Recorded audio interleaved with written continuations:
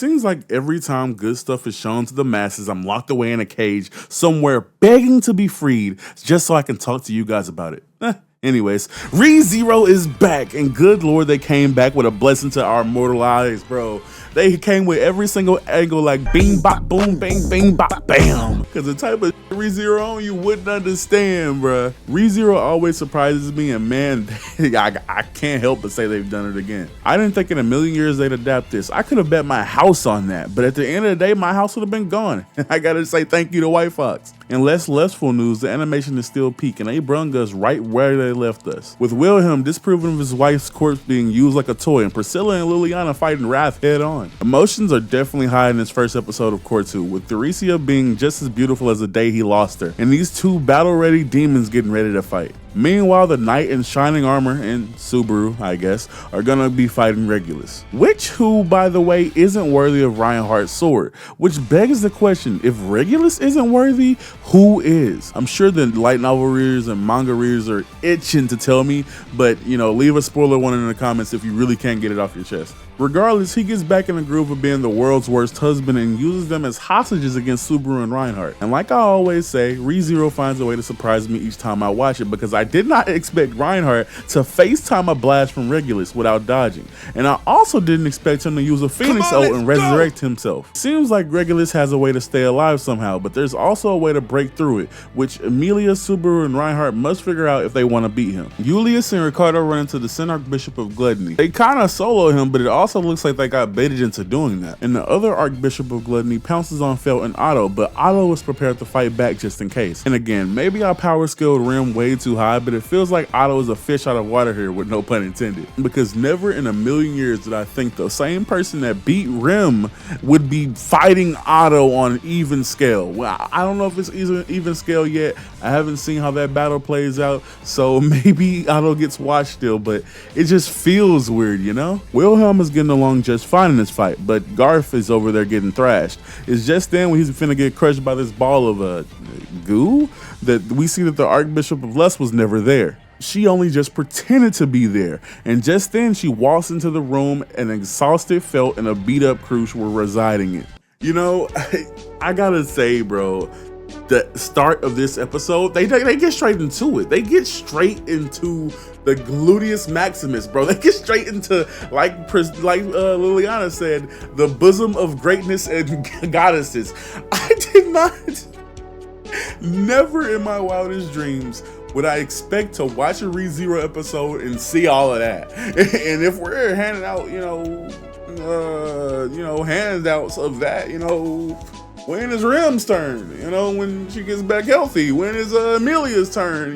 When is Crucia's turn? You feel me? I'm just saying, if we handed out scraps and shots and scenes and angles, you feel me? That's gonna hit us like that. You feel me? Where they at? I'm just saying. Anyways, though, getting back on topic and not being a grade A gooner, this episode of ReZero was crazy. I mean, the fights between Wilhelm and his late wife, and seeing her and the way that he saw her, bro, that had to hurt. I mean, imagine if you lost somebody that was dear to you, and they were known, not only were they known in that world, but they're known as one of the best swordswomen or swordsmen to ever exist, and you have to put on a show to beat them. They have the same face, they look the exact same way as the day that you lost them, and probably even better, because they had lived a little bit of a life to a point to then she lost to the white whale.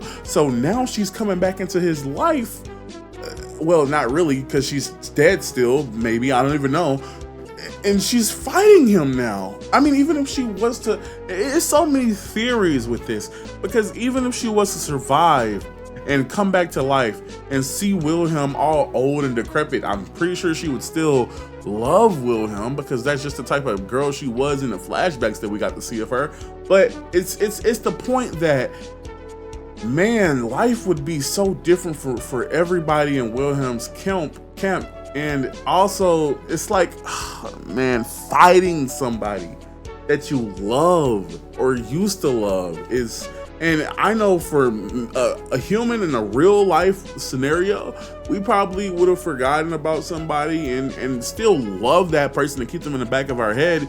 But when somebody dies, they die, bro. When somebody dies, it's rare that you're ever gonna see them again unless they have like YouTube videos or something of that nature up, right? So to see somebody in perfect health and you have to fight them, imagine, like, I don't even know what to say. Like, I feel like I'm just running in circles when I'm talking about this because I can't imagine doing that. I can't imagine fighting my late cousin or somebody that I really, really care about. That it's just mind-boggling to even think about that. And then Priscilla and Liliana are fighting Wrath head on.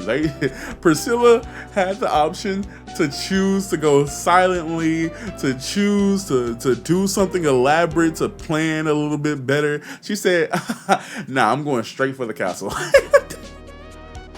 She got it. She got it. I didn't think that she would do that, but she definitely did that. And that's kind of like how Priscilla has always been. You know, when Subaru first helped her out in the alleyway with the Appa stealers and the people, the thugs out there, she was gonna just kill them. And now that we've seen her slice up demons in point blank snap like timing, it's evident that she was gonna kill those thugs, bro.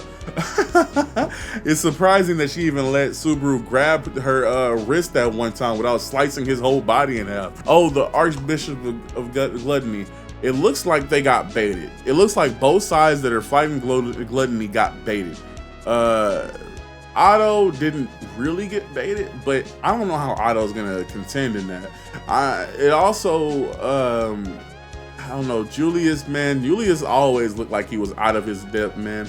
And with this, it didn't look like that much. It felt like he had that handled. And then Gluttony like smiled a little bit, and I don't know what's gonna happen with that. I'm actually really excited to see the next episode when we get into that, because it could be a real dicey battle with Gluttony, man. Like I said, he beat Rem, and for us, I mean, I know Subaru isn't nowhere near anybody on the power scaling of things, but Rem looked like this wall, this impenetrable wall that only could lose when she was like out of her depth when it came to like the numbers. Like if they had better numbers, she would always lose. But in terms of like powered, Rem always had it, you know, until she got soloed by Gluttony. Well, I guess in Regulus too, but you know, I don't know if I power scaled Rem a little too high, you know? And it's weird for me to even be talking about power scaling in ReZero. Like, I feel like ReZero is not about power, except when the only power that we really care about is who's in the place of power in that queen's chair, you know? That's the only power we really care about. So, I don't know. But this episode was crazy. I cannot wait. I'm so happy that ReZero is back, and I'm so happy that I'm back in order to give you guys some good content.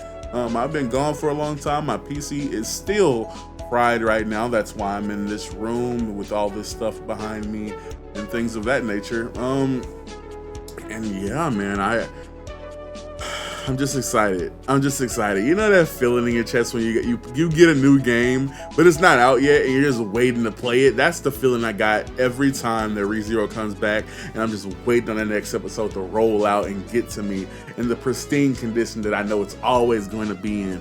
That season 2 kind of let me down a little bit when it came to the animation, but the plot was still there. And this season 3, bro, they made up for it. Oh, they made up for it, especially with this scene. As soon as this episode starts, just boom, right in your face with it. So yeah, if you enjoyed this video, make sure you hit the subscribe button and like button and hit the little bell just to show me some extra love. And other than that, I have nothing else to say, but thank you for watching this video. And yeah, tell me how you felt about this episode of ReZero down in the comments, man. Woo, they got me. Peace.